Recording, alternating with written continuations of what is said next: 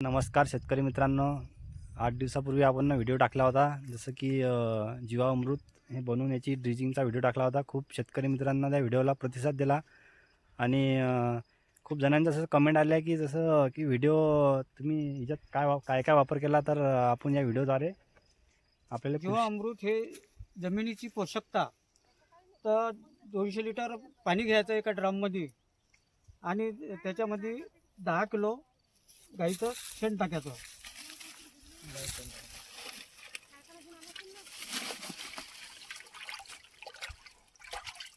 त्याच्यानंतर गुळ घ्यायचा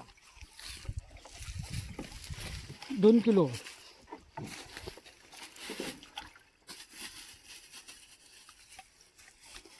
हा 2 किलो गुळ चांगला बारीक करून, काळा गुळ, हा काळा गुळ आहे. आणि हा काळा गुळ टाकल्यानंतर गुळ काय काम करते की याच्यात जीवाणू वाढवण्याचं काम करते. तर दुधाळ धान्याचं पीठ घ्यायचं 2 किलो. तर दुधाळ धान्याचं पीठ चवळी, उडीद, मूग किंवा हरभरा हे कोणत्याही प्रकारचं चालते. आता जुन्या जमान्यामध्ये जसं आपण उडीद मूग पेरला तर वावराला बिवाळ वाढवतो, तर वाढते. त्याचप्रमाणे आपण आता याचा वापर या जीवामृतमध्ये केलेला आहे. आता सुरुवातीला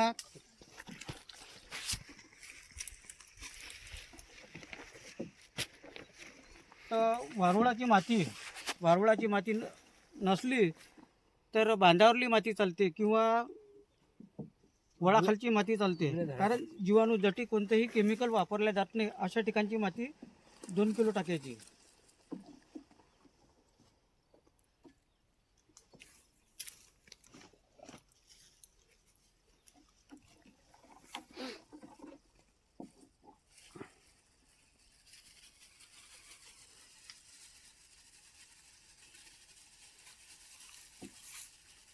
त्यानंतर हे प्रक्रिया सुरुवातीला हात लावला तर चालते, नंतर हे काढीनं सकाळ संध्याकाळ ढवळावं लागते. आता ढवळण्याचा मतलब असा आहे की ज्यावेळेस आपला हे ढवळतो डावीकडून उजवीकडून डावीकडे, ज्यावेळेस आपण ढवळताना याच्यामध्ये जो भवरा येते आणि त्या भवऱ्याच्या माध्यमातून हवा शिरते. हवा शिरल्यानंतर त्याच्यामध्ये जीवाची उत्पत्ती होते. जीवाची उत्पत्तीमुळे काय होते की जीवाणूची संख्या जर वाढ झाली तर याच्यात फॉस्फरस ॲटोमॅटिकच तयार होते. फॉस्फरस तयार झाल्यानंतर अन्नद्रव्य घटक तयार होतात आणि जमिनीची सुपीकता वाढवतात. आता याच्यामध्ये आपण 10 लिटर गोमूत्र टाकला आहे गाईचं.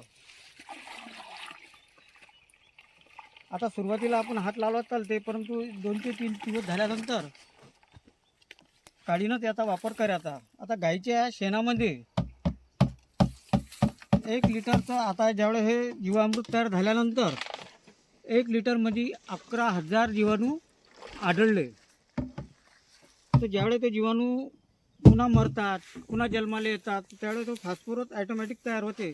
फॉस्फरस झाल्यानंतर नत्र, स्फुरद, पालाश हे 16 अन्नद्रव्य घटक निर्माण होतात आणि आपल्याला कोणतेही रासायनिक आणण्याची गरज भासणार नाही. याच्यात बुरशीजन्य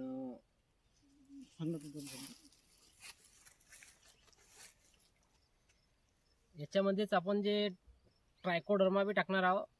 ट्रायकोडर्मा यासाठी टाकणार आहोत की आपलं जे हुमणी अळी आहे, हुमणी अळी आणि ते आपण त्याला हे म्हणतो कांदा घेड्या म्हणता येईल काय मॅटर आणि हे काय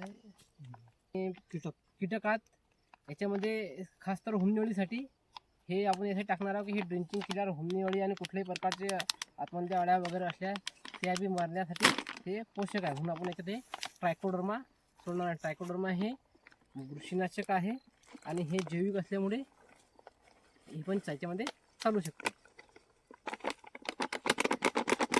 आता हे 7 दिवसापर्यंत हे करायचं. प्रति पंपाला आपण 1 लिटरही जरी वापरलं, 15 लिटरच्या पंपाला, कोणी फवारणीच्या माध्यमातून करा किंवा ड्रेंचिंगच्या माध्यमातून करा, जसं काही परिस्थिती असली वावरात किंवा दांडात पाणी असलं तर दांडात बी आपण नळी टाकून सोडू शकता.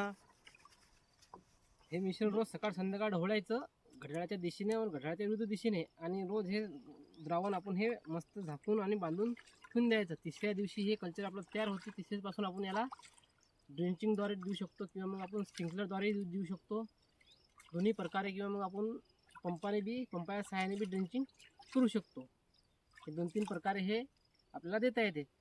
त्यात आपण हे डायरेक्ट पंपावाटे डायरेक्ट मशीनहून स्प्रिंकलरद्वारे देण्यासाठी आपण डायरेक्ट जुगाड केलेला आहे, प्रत्यक्ष पाईपाने.